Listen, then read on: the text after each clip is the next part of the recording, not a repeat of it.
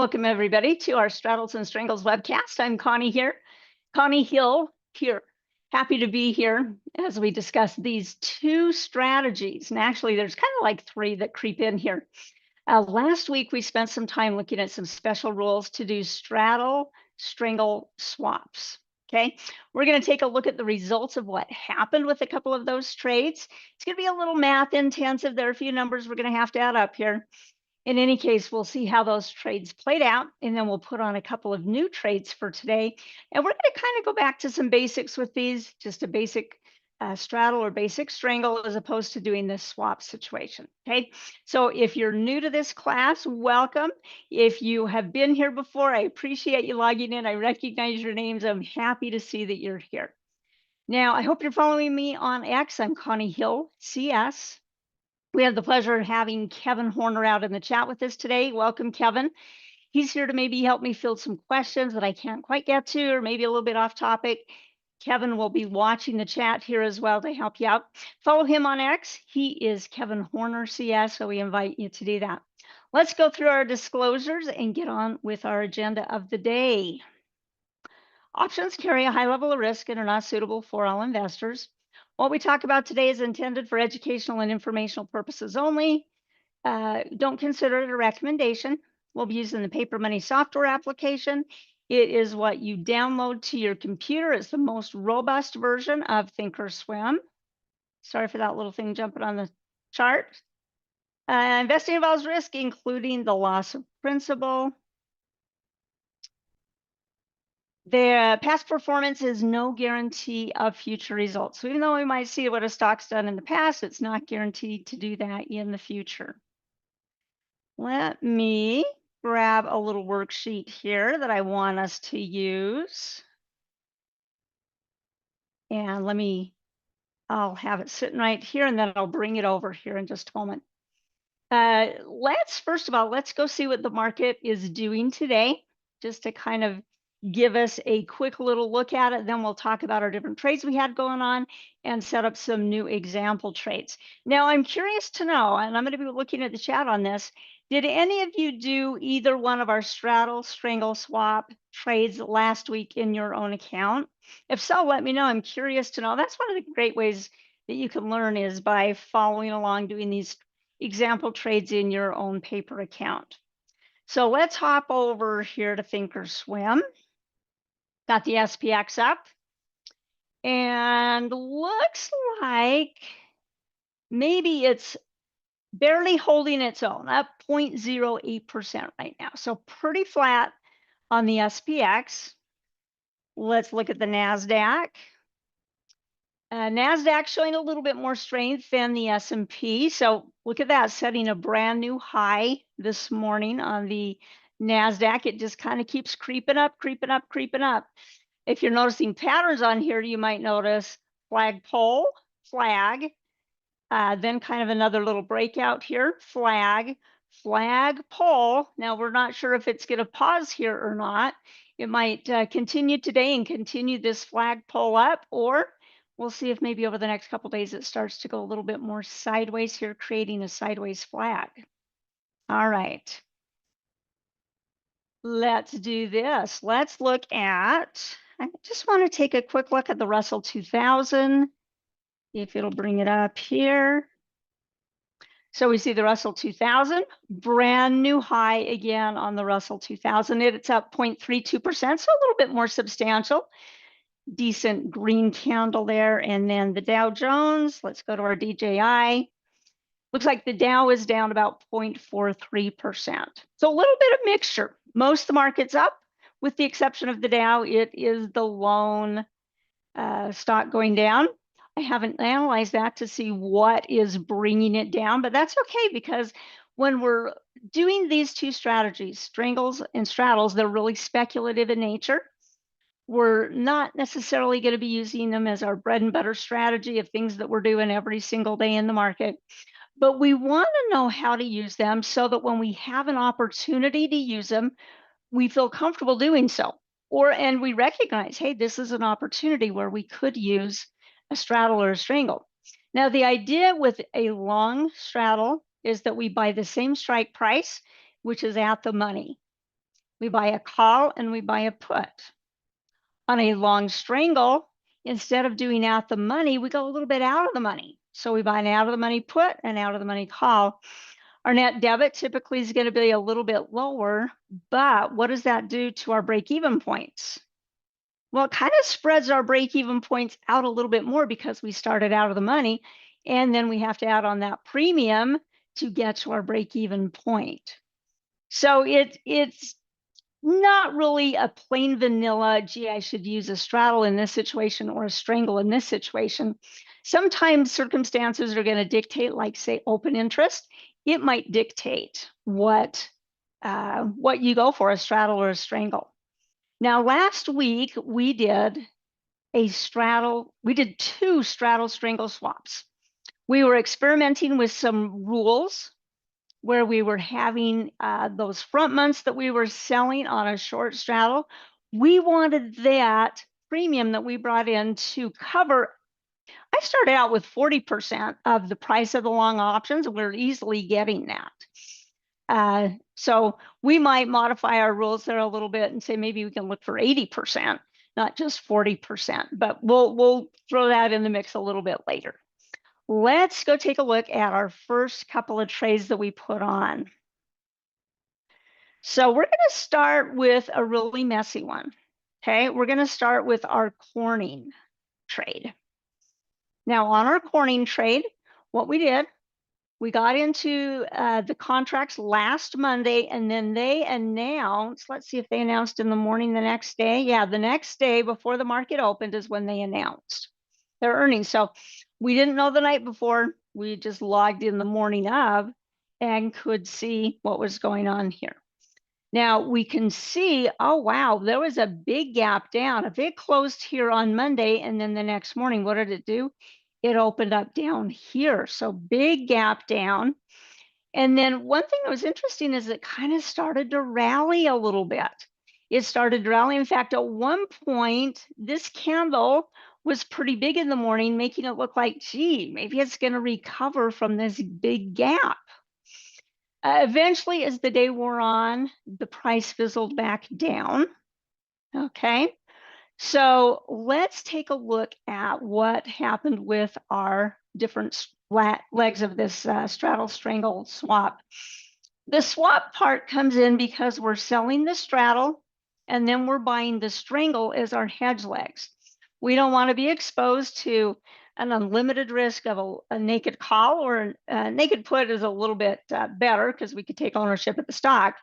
But a naked call really puts us in a vulnerable situation that we don't want to be in.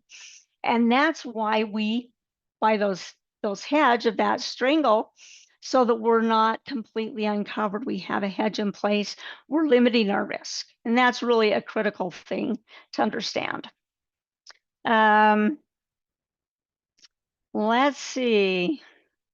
Clint's wondering, does Connie have a Thinkorswim layout we can copy? I have a couple things I'm going to share with you that are scripts when we get to our new trades.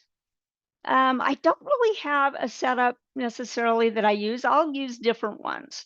For the most part, in this class, I'm using this red 30-day moving average just to kind of give us an idea of what trend is doing. Usually I like to show volume. The big thing here is that we're basing our decisions on news that's coming out. News in this case, of these trades we're working with today, is the earnings news that's coming out. And we are seeing stocks that make a big move historically, and we want to participate in whatever the move is, whether it goes up, whether it goes down, because we don't know which way it's going to go. And so we want to participate in that move. And so that's why I don't have other indicators up here. I don't have studies, I don't have MACD or an RSI, because quite honestly, they're irrelevant, because news is going to trump whatever those technical indicators are. Okay, so that's why, for the most part, I keep this pretty plain Jane here. All right. So how do you think our trade did here? I'm going to bring over a spreadsheet that we use sometimes to run some numbers through. Let me kind of clean it up and drag it over here. Well, actually, let's go to the let's come over here first to our account statement, to our GLW. Reddit was our second trade, but we're going to go to GLW first. All right. Now we'll bring over this little spreadsheet. We're going to put some numbers in here. All right. Initially, we sold a short strangle. We sold the 170 call, the 170 put. And it gave us a giant, I shouldn't say giant, but a decent credit here of 1880. So I'm going to put in my spreadsheet that little negative sign there, letting us know that that's money being brought in, 1880. And then right after that, and I did these two as separate trades, so maybe I'll show you that. I think it's the first time in this class I've really showed them as separate trades. Usually I put in all 4 legs at once, but I wanted our math to show separately with an idea that maybe that would help us track the trade a little bit better, okay? So here's our short strangle we put on for 1890. Then we immediately went in, we bought a 180 call, which was out of the money, and a 165 put, which was out of the money. And then we had a net debit here of $20.35. So really, if we take the net of those, just kind of move this guy back up. The second trade, our hedge lag, cost us $20.35. And so I'm going to take the difference. I'm just going to add those two things together here. Okay, so I'll take the $20.35 and the $18.80. That leaves us with about a debit of $155 from the trades that we initially put on. So that tells us we need to get values off of the legs that we sell that is greater than 155, because that represents our break-even point. All right, so then every time we sell a leg, then we recalculate. Sell a leg, recalculate. So let's go through what happened here. And maybe I'll drag. I'm trying to see where a good place is to drag this, but still keep it on the screen. Maybe what I'll do is move this like this so that we can still see everything, but fill in some numbers. Okay. All right, so those are our first 2 trades. Next morning, market opens here in the Mountain Time Zone at 7:30 in the morning. And so that's what I have my Thinkorswim set to, is my local time zone. So the first trade that we got in after we saw the drop down is we said, well, let's see, is our 170 put, our short 170 put going to be doing us any favors? No, it's not. This one is way in the money. And so we went and hurried and bought it back, and it was really expensive to buy back here. 21.10. I don't know that we've had one go against us quite that badly, but it was such a huge move. So 21.10 is what we bought it back for. Okay, so I'm going to put in here 21.10, and I'm just going to kind of do a little subtotal here. We already knew we needed to make 155, and now we have 21.10.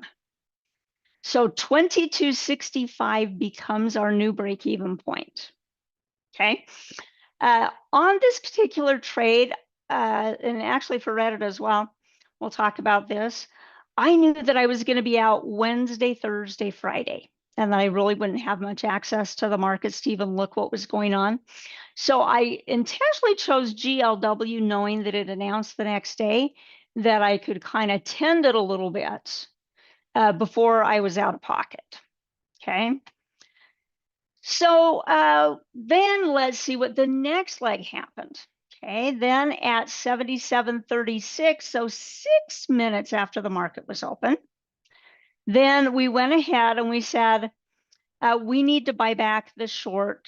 Let's see, our May 1, our short call looked like it was starting to go against us because the stock started to run up. Remember I told you this long shadow here? It started racing up here and looked like, man, it is going to recover. Well, we went ahead and sold this, bought back the short call because it looked like that leg was going to go against us there. Okay, so we did. Let's get back here. On this one, at the 7:36 time frame, we went ahead and bought back the 170 call, and it was $1.93. Okay, so not as bad, but these numbers are kind of stacking up against us. Okay, so 193. So now we're going to add the 193 to our previous break even of 22.65. Okay. Then at 8:30, kind of an hour after the open, we went ahead and took our May 15th long call. Looked like it was not going to do us any favors. We should just salvage what we could out of it. So we did. We sold it. I'm going to put a kind of little credit sign there, 163. So that did help reduce our break even, but it's pretty big at this point. Oops, wrong thing. Let me say, we're going to add that and that. So now our break even's down to 22.95. Let's go take a look at the chart here. As we go with this example. So we're going to go, we kind of have an idea of what was going on. And I should show you that we just have one leg left that we're hoping is going to help us out. Okay. We have the long 165 put because it initially dropped. We sold everything that was bullish. We're expecting it to drop. Right now, the value of it is at $11.12, which is pretty close to what its initial trade price was. So not much of a gain here yet. We need this thing to really do some dropping for us. We've got 11 days. Okay. So I worked with this on this day, and then remember I was out of pocket. So looks like it rallied a little bit, but it still could end up dropping for us. We'll have to see. We want that. We want to give it the opportunity to do that. We have 11 days left. We don't want to hold it till the 11th day, but maybe what we would like to see is see it drop this week. Maybe kind of come back to where this area where it dropped to initially to put us in a more favorable position to go ahead and sell that, the leg that's left. All right. Now I'm going to see what kind of questions we have here. Oh, we see a survey out there. There are some scripts I'm going to show you here in just a moment. I'm going to show you the market maker move script. It's a little bit easier to see and understand if you're new to it when we're putting on a fresh example than when we're working through on a trade. Even though this is right now still showing 6.15% as the market maker move, we'll talk about what that represents. So on the survey opportunity, once in a while, we'll go ahead. I don't control this. Kevin doesn't control this. We'll put out a survey, or I should say they put out a survey, the powers that be, put out a survey to just get your feedback on your thoughts of today's class. We always welcome your responses. We love to hear from you. It's a simple search. It has 2 radio buttons. You feel on a scale of 1 to 10 what your thoughts are. 1 is low, 10 is high. Pop, pop, you plop those in. You could be done with the survey at that point. We also ask you a couple of questions, and sometimes you guys will use that to help me know some things you'd like me to cover. I encourage you to tell me things maybe that you're struggling with so that I can help you out with it. Okay. So use the space to write in if you want to. That's an additional way that you can communicate with us. And I know there aren't a ton of ways that you can do so, but the survey is one way. Kevin will help keep that posted there today. He says he's got that pinned. All right. Oh, we've got Clint Connor, who's a first day newbie. Welcome, Clint. I have a cousin named Clint. But his last name isn't Connor, but that'll make me think of my redheaded cousin Clint. All right.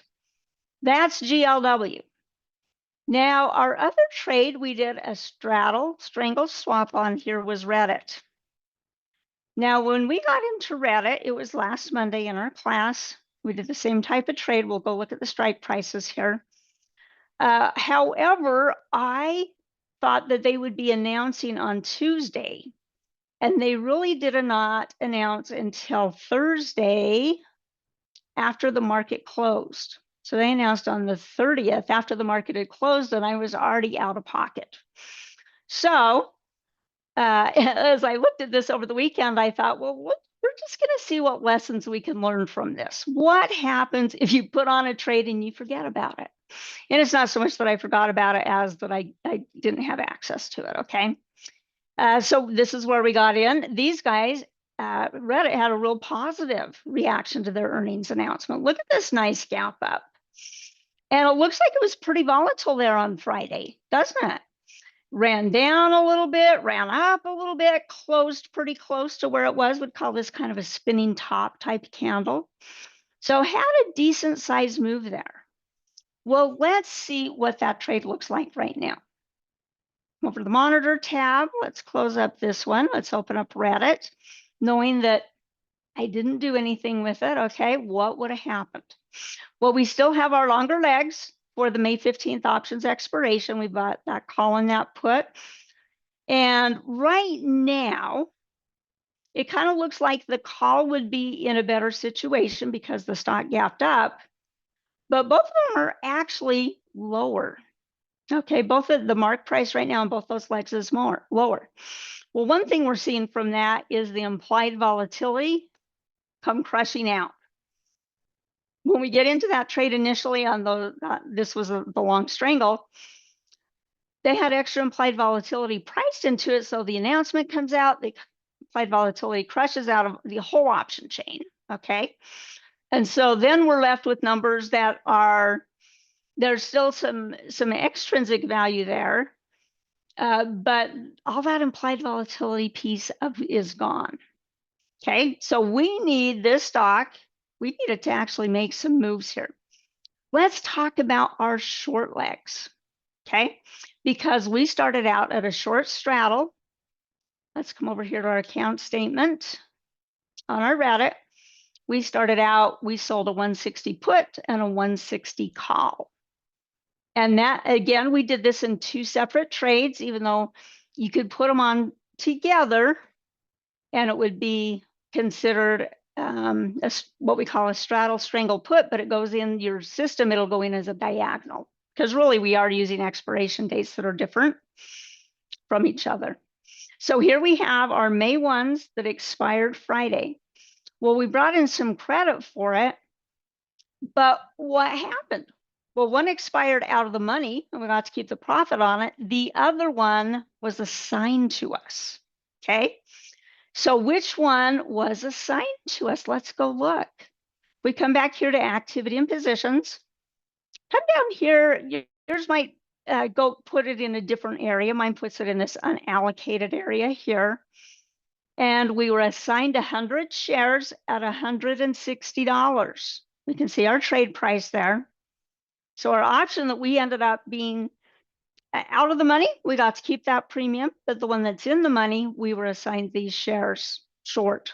Okay, so that's our short call there. Well, what does it look right now? Well, it's a little on the ugly side, isn't it? When we were assigned those shares at 160, the current price is 168. Okay, so yeah, we're down on that trade $800-ish because of that. Now, when you get assigned something in your account, one, it's nice if you have the cash to cover it. Sometimes you do, sometimes you don't. If you're short an option come options expiration day, like say last Friday on this one, typically you're going to receive a communication from your broker letting you know you've got an option that's in the money that you need to deal with. And you want to try to deal with it, right? You want to be able to choose how you handle it. Okay, so we could have theoretically on Friday, if we were watching it and we got that message from our broker, we would have gone out and said, okay, let's go buy this back at a loss. And quite honestly, the price difference, it can be very similar. It doesn't have to be exactly the same, but it can be in a similar range of being able to say, okay, we're going to have to take a little bit of a loss on it. Today, the stock is actually up an additional 179, it looks like. So on Friday, that could have been a little bit lower, okay? But let's talk about this. Is this doing us any favors? It's not. If the stock looks like it wants to continue up in a bullish direction, do we want to continue to be short those shares? I'm going to say no, we really don't. Okay, so let's go ahead. Let's go ahead and buy them back. We're gonna be booking a loss here. We know that our loss got greater today because it went up, and if it continues to climb up, yeah, it's gonna continue to go against us. Okay, so we're gonna go ahead. We're gonna buy it back. Now, you guys, maybe these concepts are a little bit newer too. One thing I want you to know is that these are more complicated trades. These are more advanced trades. Okay. Our example trades we're going to put on, we're going to be going back to easier. Okay. But these are, if you're kind of like, man, these are a lot of numbers, Connie. Yeah, they are a lot of numbers. They are a little bit more advanced. They take more time and effort. But let's go ahead. Let's close this short leg. Let's see, create closing order. We're going to go buy it back for whatever the current price is. Let's get out of it knowing we're going to be booking a loss here around $800-ish. We're going to go ahead. We're going to hit confirm and send. And we're going to be done with those short shares of stock. Okay, hopefully that will fill for us here. If I have to go fiddle with it in the working orders, I will. Now, one thing that's different about paper money than a live account is paper money did not assign us early. Okay, and the paper money account won't assign early. Theoretically, could have it assigned us early on Friday? Yeah, it could have. It didn't because paper money doesn't replicate that functionality. So I like to point that out to you. That could have been an example where in a live market situation, we could have been assigned early. In this case, it happened when we were closed. In fact, I was going to show you one thing here. If I click on the quantity, I want to show you what time this happened. So expiration day was May 1st on Friday. Look at this. This is at 2300 hours. So basically an hour before the clock ticks over, that's when that assignment was technically received. Okay, that's when that occurred. Any questions on this so far? Any questions on this so far? Clint says, yeah, I get assigned stock over the weekend like I did. And now, yep, you got assigned. It sounds like, Clint, we got assigned in our class, or we got assigned in our class as well. We were short those contracts. Okay, let's see what we need to do to get filled here. Looks like the price is changing a little bit. Let's do a cancel replace. We'll just click that lock, bring in the more current price. All right, now we're out. Okay, now we have a long call. We have a long put. Which one is working for us right now? We had the big gap up, so we had kind of a little bit more favorable position with the long call. Looks like it's still up today, $2.70 some odd cents. So it looks like maybe the long call is going to be the one that is hopefully going to work in this situation. Now, if you were not convinced of that, you might hold on to it another day and see if this momentum that it's showing fading, if that kind of continues through. Right now, you might not be entirely convinced that it's going to continue to go up. Okay, so if you're not convinced of that, you might hold on to both legs, maybe another day, and see which way it moves, then commit to one, sell the other, get out of it what you can, and then look for the stock to make the rest of the move for us to try to bring it into a trade of profitability. Right now, we're not profitable because we were short those shares. So if you're short on a put, you get assigned a short position in stock.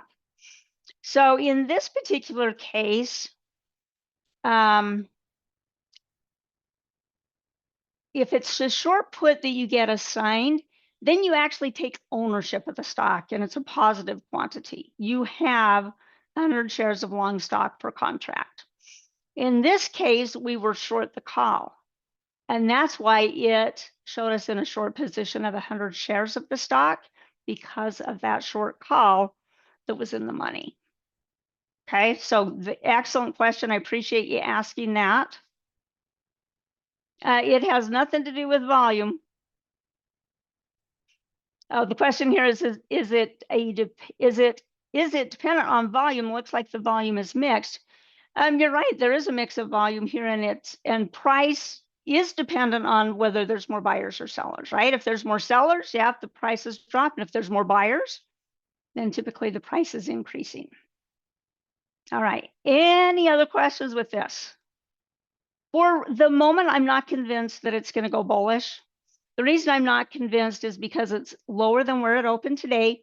It had rallied for a bit, and the bears are pushing it back down. This nice little splurge it has is basically dimming. It's fading that move. So I'm not convinced it's going to continue to go bullish. So I'm going to watch it another day or two and see if we get more of a commitment on either a candle today or tomorrow as to what direction it's going. Right now, it would just be a coin toss. All right, that's for the complicated math part of our trade. Our trades and our follow-up today. Let's get into a couple of new trades. All right, we're going to make these a little bit more simple. We're not going to do straddle strangle swaps. We're just going to do more vanilla straddle or strangle. Let's take a look at our first stock we're going to look at here today. I do want to share with you the market maker move script. Let's see, Connie, where is it? It's up here. Market maker move on the chart is what I've got this called. Those of you that are here live, I'm going to share it with you in the chat. Remember, scripts are not guaranteed as to accuracy or timing. And for those of you looking at this on the recording, let me just kind of, let me put it on a different screen. Let me put it on the screen that we're going to be looking at here. Let's start with this one. Pinterest. And let me just put it in a text box here for those of you that are looking at this on the recording. Several of you have said that's really helpful. If I throw it out there in a big graph, you can hit pause. And really, you just need from the exclamation point forward, or if you wanted, you could use the entire URL, starting with this HTTP. Okay. So what is this market maker move? Well, when a stock is about to announce earnings sometimes, or has an announcement for a big event, it doesn't have to be just for earnings. What is priced in there is what we call the market maker move, and it's what the implied volatility is priced into the at-the-money options for the event. Okay, now this is probably one of the bigger ones we've seen in a long time. 13.49% on Pinterest is the price of what's expected. Now, typically what we'll do is we'll say, well, is this stock moved in the past over its earnings? Let's go take a look here. We'll take a look at last earnings. Before they announced, they closed here. They had a huge gap down, went down even a little bit lower, and then started to rally up. Okay, so when we're saying, hey, is it giving us big moves? We look for big gaps and we look for long candles. This one actually has both. It has a big old gap and a big long candle. Now let's go out here to say a 1-year chart, and we can just kind of take a quick look here. Looks like this one had a nice big gap up, ran a little bit, and then fell. And let's make sure I'm on the right day. The earnings was on the 8th after the market closed. So the reaction was right here on the 9th. And interestingly enough, on the 10th, it gapped up again. That's can happen. You don't see it all the time, but really interesting. A couple of really big moves here. Okay. If you're looking at there, you're like looking at this, you're like, ooh, I guess we would have gone to the bullish side with it, because ultimately it gapped up, and the bullish side of the trade is what really would have advanced here over the next couple of days, and then it started to fade. Okay, the next earnings, huge gap down, rally back up, and then push down here. So yeah, big, huge move. We can see the big gap here in the earnings announcement in November. So yeah, this thing has a history of making big moves. If a stock doesn't have a history of making big moves, then you probably don't want to count on it having big moves, right? All right, now the market maker move is showing us out here. plus or minus $2.76. So plus up here 276 minus 276 is saying the value is down there. Now, where do these numbers come from? Well, let's show you. On Pinterest, these options, this is the week that they announced. Now they're going to be, let's see, is this one tonight? Yes, this one is tonight after the market closes. Okay, we're going to be doing Pinterest here. So the implied volatility that's priced into the options for when they expire is huge. Look at this, 166.48%. That's huge volatility, isn't it? And then it drops down to 110, and then it drops down to 89 and 77. So yeah, these ones that are due to expire more quickly, especially this week, have a lot of implied volatility priced in them.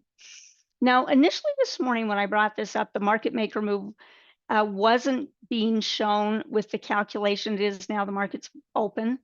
But essentially, what if we took 131 and 171? Let me get my calculator back here.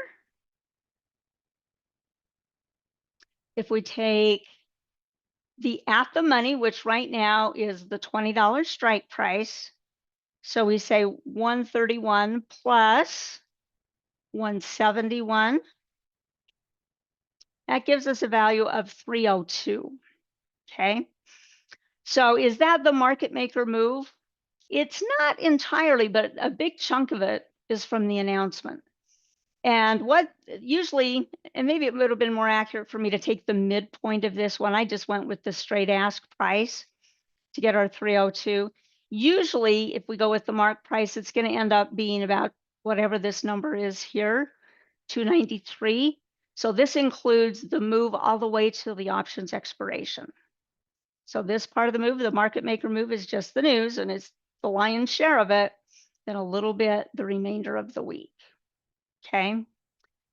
On this one, let's look at possibilities. Now, some people will just trade the week of the announcement, okay, because they're expecting that big move. One thing that we've done in our class at times is we've gone out and given the stock a little bit more time to move beyond that initial week. Okay, and that's what we're going to do with this one. We're going to go beyond the initial week. We're going to come out to these options that expire on the 11th. So or in 11 days, I should say, on the 15th. These are monthly options, so there's a lot of open interest here, which we love to see. If there were not a lot of open interest here, then we might be a little bit concerned, and we might go looking in other areas where we might expect more. Because these are monthlies, they do have a lot of open interest. You'll notice if we were to come out, say, to the May 22s, open interest isn't nearly as plentiful, is it? Yeah, it's just not nearly the same.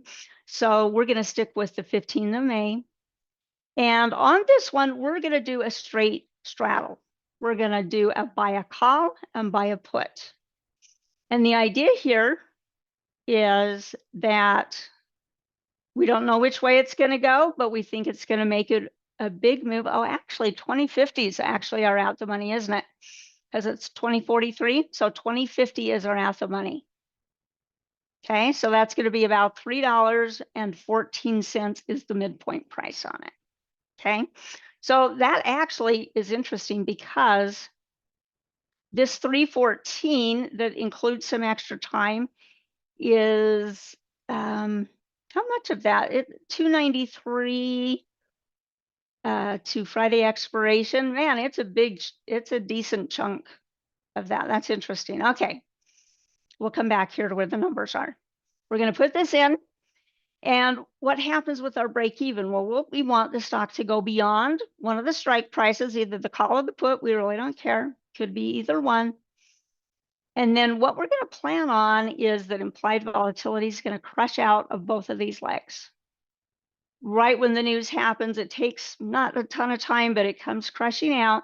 Those values deflate all across the option chain once the news is out.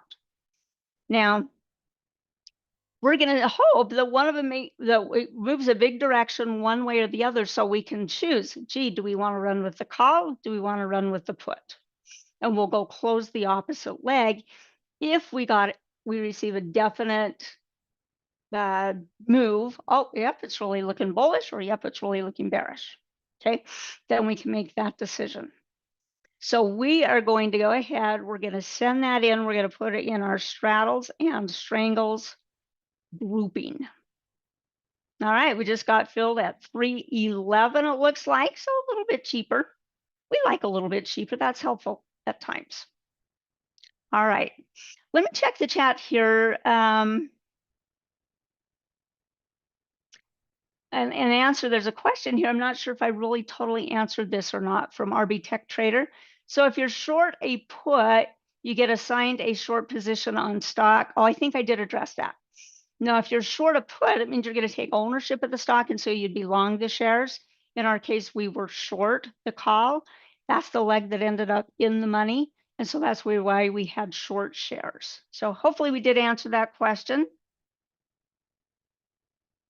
All right.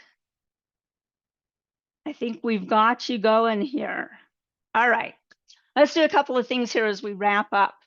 I hope you guys are Trader Talk subscribers to our YouTube channel. It makes it a lot easier to find our content. I'm actually having a little issue with my YouTube today, so I can't show you, but down in the bottom right-hand corner is that little YouTube logo that looks blue, and it says subscribe. You click on that, that allows you to subscribe to our channel. Then you can see what's up on the day, what the next class is. You can see the playlist for each of the classes. Just makes it easier for you to find our content, okay? Today, we have the opportunity of a survey. So I appreciate the time that you take to fill it out. It doesn't usually take too long. I'm a fan of small surveys. I am not a fan of big surveys. Okay, so this is a little dinky short survey, 2 questions, you can be done.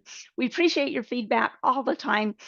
I will read everything that you write in, and our managers will read everything that you write in. We're really interested in your feedback. So I'm going to encourage you to do that for us today. And then if this was helpful, go ahead and hit the like button on the way out. That lets others know that you found the content valuable and helpful, that they might gain something out of it as well. You might be doing a total stranger a nice favor by letting them know that. As we sign off here, let me thank Kevin for your help in the chat. Thank you, Kevin, so much. Remember to follow Kevin. He is Kevin Horner, CS, on X. On X, I am at Connie Hill, CS. We'll post educational content. When I'm in pocket, I do quite a bit of posting. When I'm out of pocket, not quite so much. Like the last couple of weeks, I haven't posted quite as much. All right. And next up is going to be Barb Armstrong with Trading a Smaller Account. So Barb is going to be up next. I know a lot of you love her class. I love it too. So take a little break. Come on back at the top of the hour for Trading a Smaller Account. Thanks to all of you for being here. We'll follow up on this trade next week. Have a good day. Bye-bye.